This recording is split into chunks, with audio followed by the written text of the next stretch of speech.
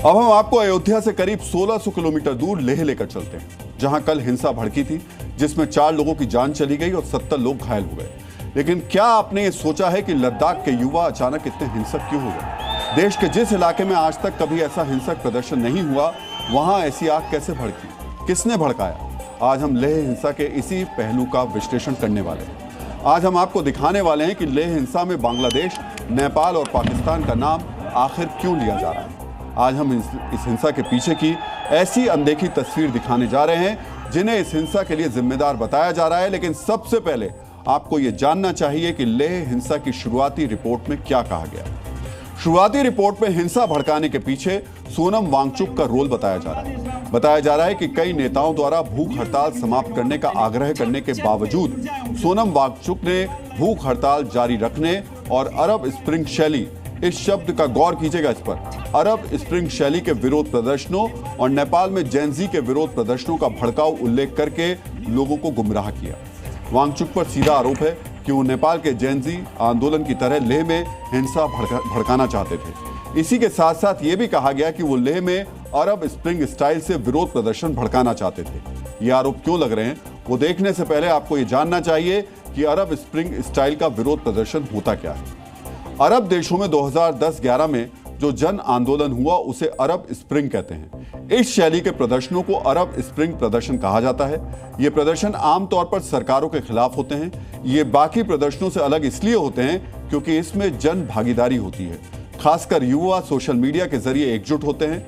इस तरीके के प्रदर्शन बहुत जल्दी अपना दायरा बढ़ाते हैं। इस तरीके के प्रदर्शन में हिंसा काफी तेजी से भड़कती है।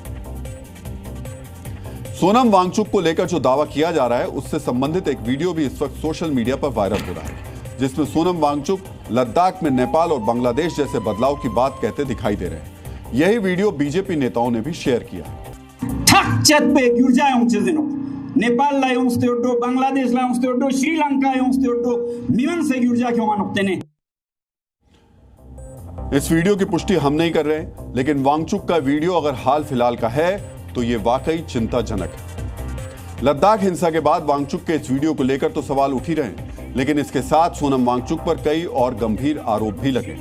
Sonam Wangchuk Himalayan Institute of Alternatives Ladakh यानी HIAL नाम की एक संस्था चलाते हैं, लेकिन इस संस्था को लेकर कुछ अनियमितताएं सामने आई हैं। इस संस्था के कुल 7 बैंक अकाउंट्स हैं, जिनमें से 4 घोषित ही नहीं है। आरोप है कि इस संस्था ने बिना FCRA रजिस्ट्रेशन के 1.5 करोड़ विदेशी फंड जुटाया। FCRA यानी विदेशी अंशदान विनियमन अधिनियम के तहत रजिस्ट्रेशन के बिना कोई भी संस्था विदेशी फंड नहीं उठा सकती। इसके अलावा यह भी है कि वांगचुक ने HIAL के खातों से अपनी ही एक कंपनी शेशियोन इनोवेशन प्राइवेट लिमिटेड को 6.5 करोड़ का ट्रांसफर भी किया है। सोनम वांगचुक की एक और संस्था है students educational and cultural movement of Ladakh. इस संस्था के भी कुल 9 खाते हैं, लेकिन 6 खाते अघोषित हैं। वांगचुक की कंपनी शेशियोन इनोवेशन के भी 3 में से 2 खाते घोषित नहीं हैं। खुद सोनम वांगचुक के 9 निजी खातों में से 8 अघोषित हैं। आरोप है कि वांगचुक ने अपने खातों से 2021 से 2024 तक लगभग 2.5 करोड़ रुपए विदेश भेजे। इसके अलावा 2018 से 2024 के बीच उन्हें विदेशों से लगभग 1.5 करोड़ रुपए प्राप्त भी हुए। अब आर्थिक अनियमितताओं के आरोप सामने आने के बाद सोनम वांगचुक की NGO के विदेश से फंड लेने वाला लाइसेंस रद्द कर दिया गया है। लेकिन इस बीच सोनम वांगचुक का भी बयान आया है। हिंसा में रोल और अपने NGO के जरिए गलत लेन देन के आरोप पर उन्होंने क्या सफाई दी है, वो भी सुनिए। एक प्रेस रिलीज देती है गृह मंत्रालय, भारत जैसे महान बड़े देश का गृह मंत्रालय प्रेस रिलीज देता है, जिसमें वो कहते हैं सोनम वांगचुक 3-4 बार सोनम वांगचुक एक छोटे से इंसान पर वो पूरा दोष मढ़ते हैं।